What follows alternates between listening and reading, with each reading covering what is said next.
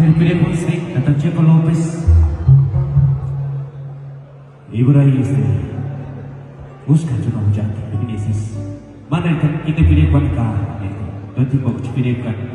Iman, Felipe Ponce minggu kata Checo López ya pilih kan? Checo Junior kembali. Saya mana?